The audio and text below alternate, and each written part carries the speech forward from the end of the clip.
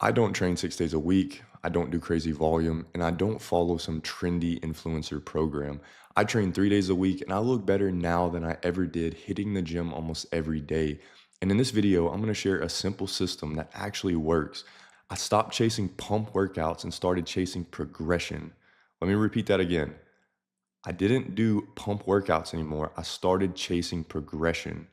I trained fewer days, but with more intensity. So my workouts became more challenging. Every single rep, every single set, I was pushing to the bleeding edge without getting injured. I recovered. I tracked everything and I stayed consistent. And my physique finally started to grow. Okay, I think this is really solid advice. I've seen something similar in my own experimentation with my body, trying to build muscle. Notice that a lot of more gimmicky tactics that sometimes feel like a better workout don't actually lead to more results. I think getting rid of a lot of the fluff and structuring your sessions so that you chase additional reps and weight. And so things like using a longer rest time in between sets, sticking in a similar rep range, whether it's 6 to 10 reps, whether it's 10 to 12 reps, whether it's 12 to 15, doesn't really matter. Pick a rep range roughly in there and work to progress the weight that you're doing. Keeping the exercises somewhat consistent, completely agree, because it allows you to track from one session to the next. You can add some variety, but the benefit of not doing too many exercises is it forces you to hone more of your focus into actually progressing the ones that you're doing. And if you have like 5 different exercises in a session and you keep changing the order in which you do them, it gets difficult to actually track your progress. And that progress in your strength, in my opinion, is the main thing that's going to lead to more growth for you as a natural lifter. I saw the exact same thing. One point that I kind of disagree with, though, is that If you're not enhanced, you can't train like them, eat like them, or recover like them and expect the same results. I used to fall for that. I would train 6 to 7 days a week doing bro splits, always chasing the pump, doing drop sets and supersets and running the rack and all these different phrases, all these hacks I thought would magically bring me gains. I did everything they said to do, but I still pretty much looked the same. a lot of these intensity techniques that he's mentioning that are kind of focused on getting a pump, whether it be drop sets, whether it be running the rack, or some creative structure of training where you shorten the rest time. You're not really that focused on moving more weight for more reps, and you're just trying to get as much blood pump and burn in the muscle.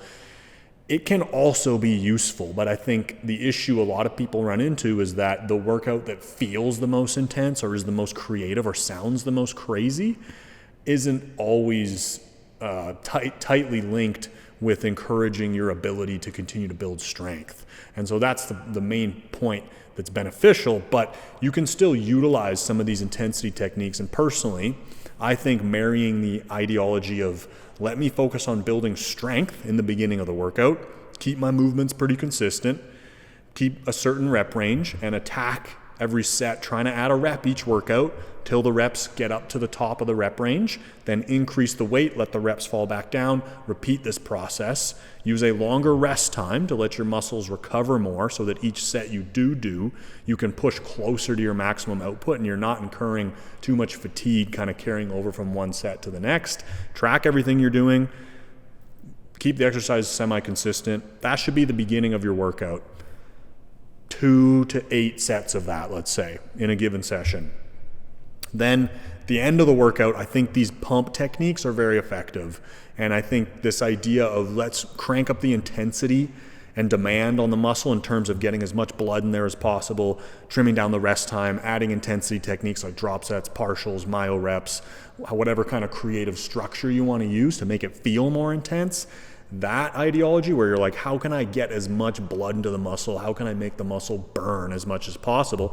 Paired with how can I move the most weight as possible is the most effective strategy in my personal experience. So I think dismissing one for the other, although probably trying to build strength in these movements is the most important thing, and that should be your foundation, utilizing intensity techniques and pump it up, things that are supposedly only going to work if you're on gear, I kind of disagree with.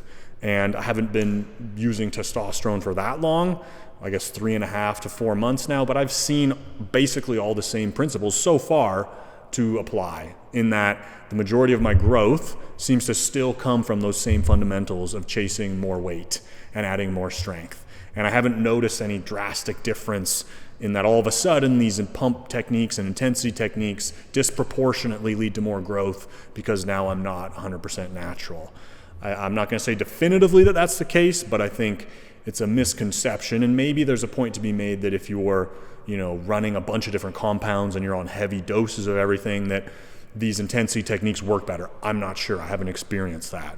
I'm on a pretty low to moderate dose of just testosterone at this point, so I can only speak to that. But overall, I think his message for the average lifter who's natural to get rid of the fluff and focus more on adding strength. Simplify your workouts and try to get stronger in a given rep range. And I think using a higher rep range is a bit better, like higher meaning 8 to 20.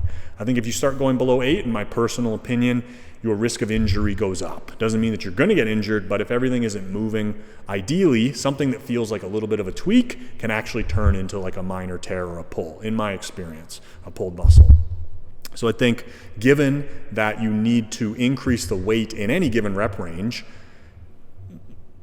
I would argue that whether you're getting stronger in the 8 to 12 rep range or you're getting stronger in the 4 to 6 rep range, I think you're going to make similar gains, given that you're seeing the same type of progress in both rep ranges. But the risk of injury is slightly lower in that higher rep range, in my opinion. Doesn't mean you have to do it like that, but regardless, the extended rest time, keeping the exercises consistent, tracking everything that you're doing, and pushing to increase the weight within that rep range where when you reach the upper bound, you increase the weight by a small increment, let the reps drop back down, and then keep chasing those reps, tracking everything you're doing so that 6 months, a year in the future, you can lift, that same weight that you were benching, for 10 reps, you were doing 180 pounds, now you can do 210 pounds. Concretely, I think that's the most objective measure of not just strength increase, but also muscle gain in my experience. So I just want to add that.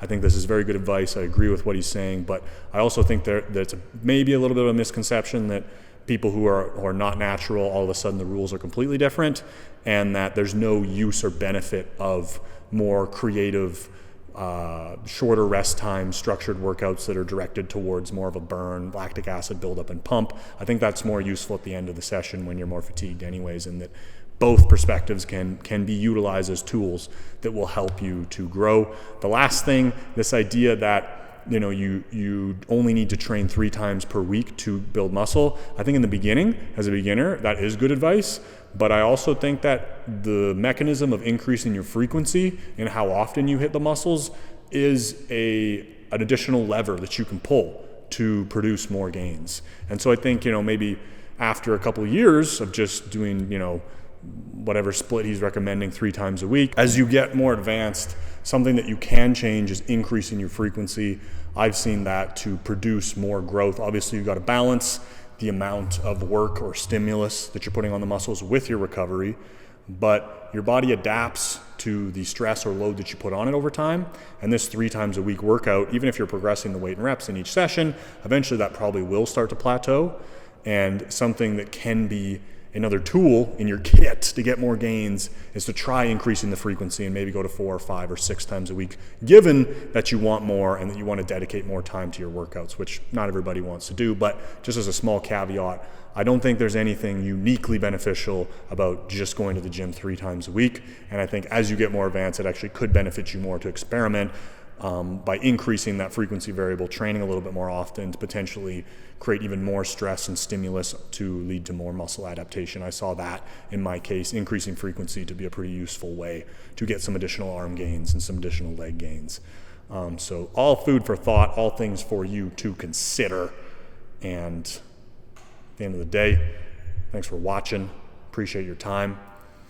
Go out there and make some freaking gains. If you're interested in the ARM program, the link is in the description as always. And we got a little update here on the size, the girth of the pipe zaddies. I'm trying to get a measurement here of the arms with a pump. I don't think it's a good metric of your actual arm size to typically, you want to measure it without a pump in a flex position. That's like the standard for the girth of your arm, but it's kind of fun to see how swollen your arms can get with a pump. But, normally I wouldn't, for tracking purposes, I wouldn't recommend doing your measurements pumped. It's not as good of a gauge how big your arms actually are. Let's see here. I don't know how well you're going to be able to. It's about 19. Holy. Yeah. Like a sliver above 19 maybe? Holy shizzle. Shizzle my whizzle. 19 freaking inch pythons. Now they just got to be this goddamn big without a pump.